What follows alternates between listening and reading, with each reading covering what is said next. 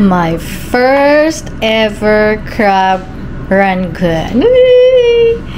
Yay!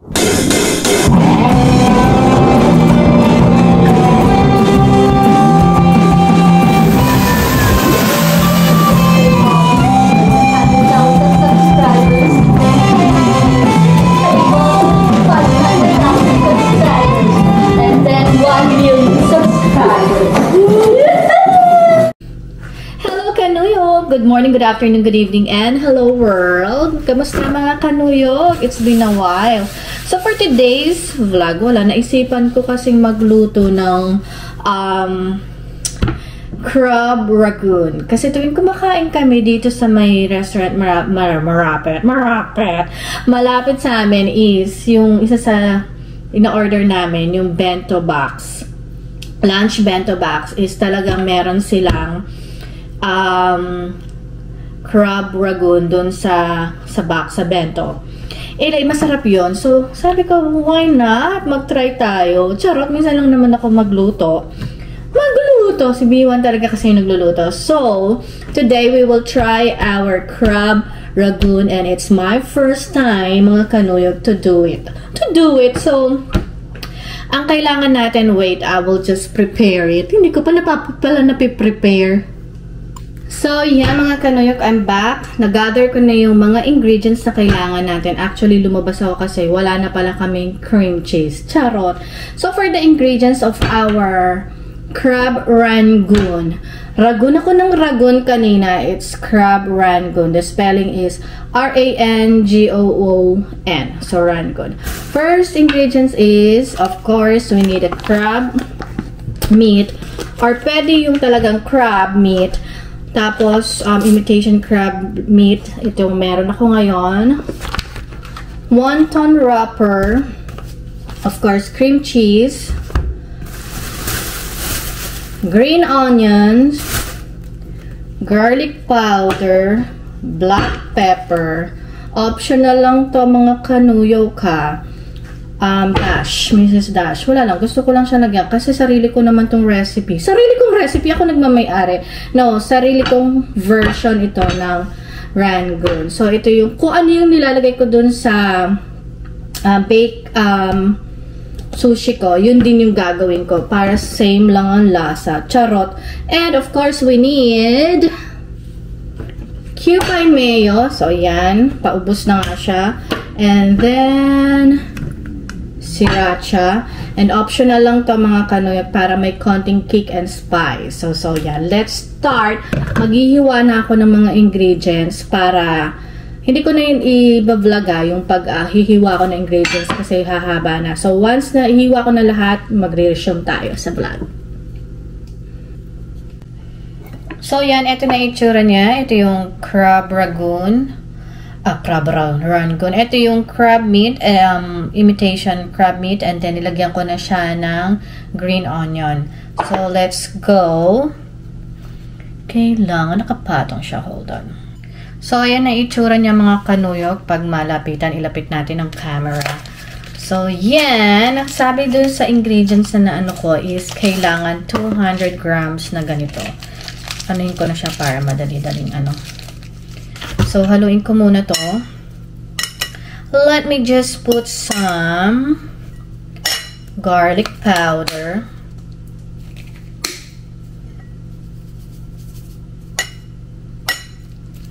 Ayan. Usually, kung ano yung lang nilagay ko doon sa ang tawag dito? Doon sa bake macaroni. Bake sushi ko, yun lang din ang gagawin ko for this crab rangoon. So, let's put some pepper. It's up to you guys kung anong bet nyong ilagay na paminta.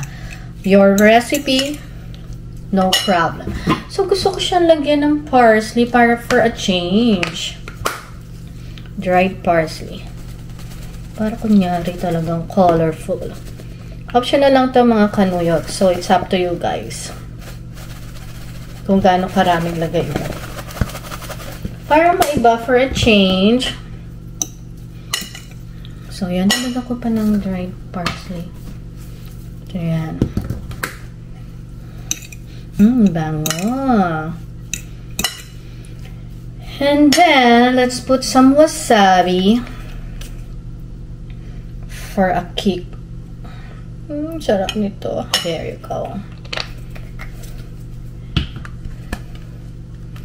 Mayo. Oops. Kipay mayo. Ako lang nakakaano nito kung anong pagkakasunod-sunod. Ako nang nag-decide. Then sriracha.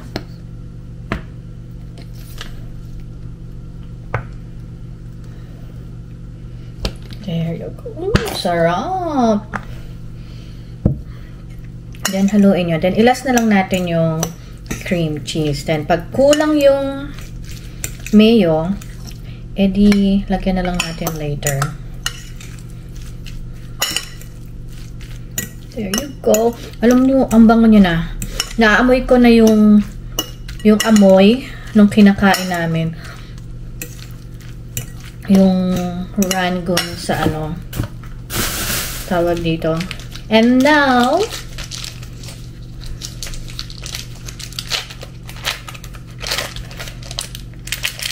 cream cheese. Tingnan natin kung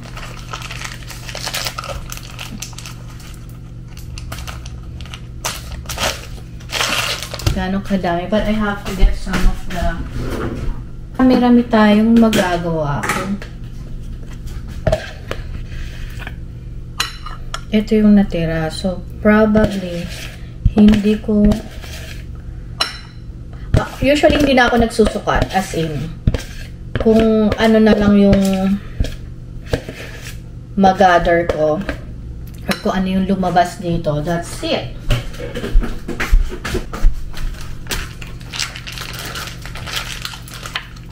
Then, dadagdagan ko na lang kung kailangan siyang dagdagan ng cream cheese. And then, haluin yun lang to mga kanuyok.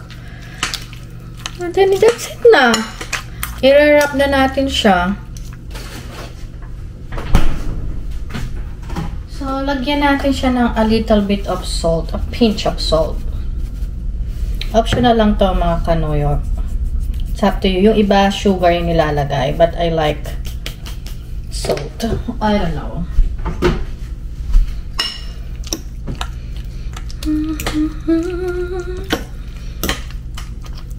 Yan. Amoy na amoy ko na. Lasang-lasa ng kanuyok. Amoy na amoy na.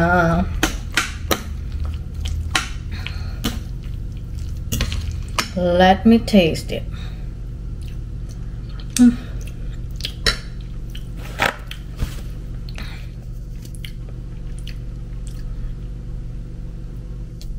So, yeah, nakuha ko na yung consistency na gusto ko, mga kanuyok. So, i-wrap na natin siya, mga kanuyok. Yay! Mukhang marami-rami siya.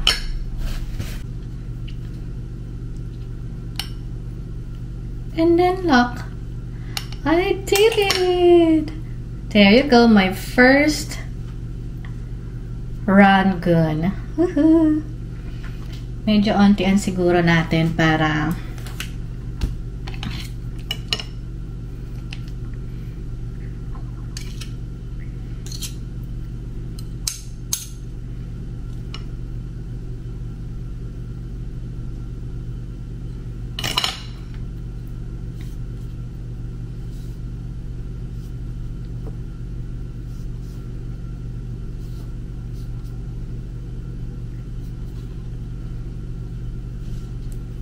there, this is the second.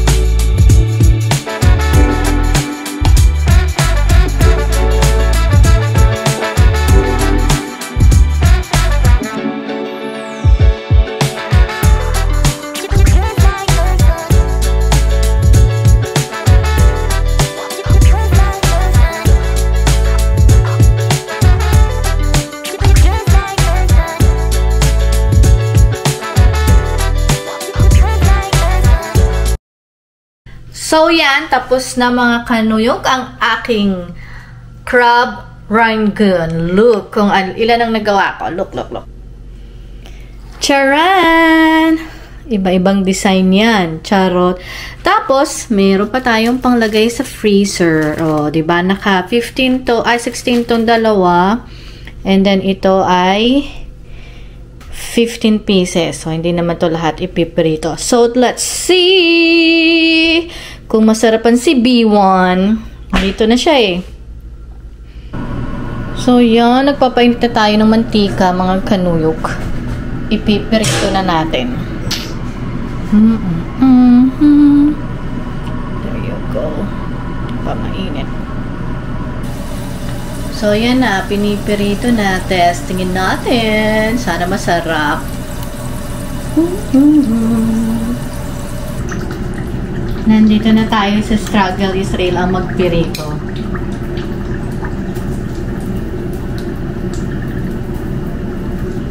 Ano ko?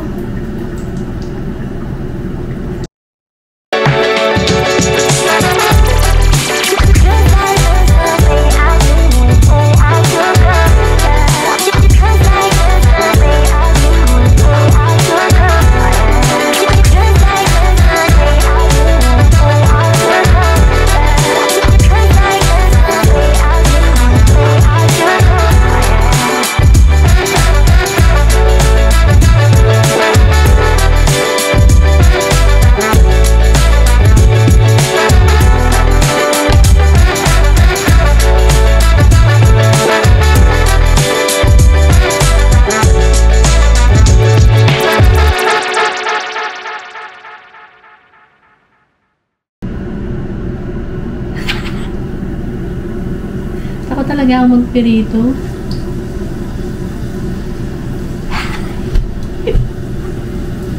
Dalawa muna. Kailangan ng sausawan. Ito yung nakikita ko din palagi. Ilagay na natin dito. Let's taste. Habang nagtatapos si B1. Our merienda for today. Ito. So, ito siya. Woo! Ito. Let's take a bite. Kakaka. Woo! Init. Ito na. Woo! Look at that. Woo! Diba? Bongga. Ito. Tip natin. Sausawan.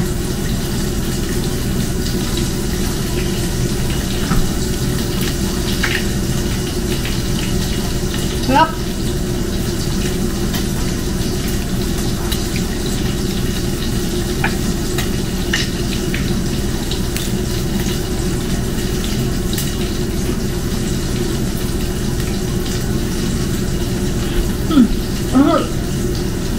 Ang sarap. Manalo. Hintayin ko lang si Biwa, papatitin ko itong kapiraso. Ito. Mainit pa yan eh.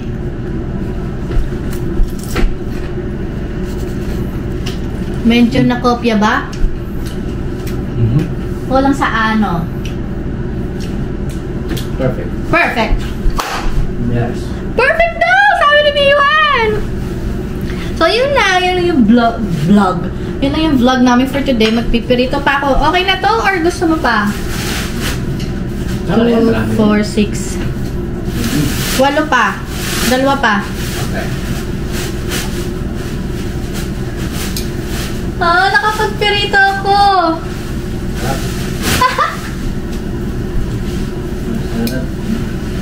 Seryoso?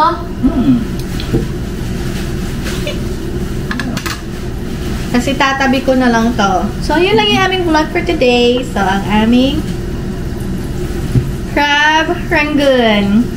Hey! Bye! Be safe, be good, and God bless. Bye!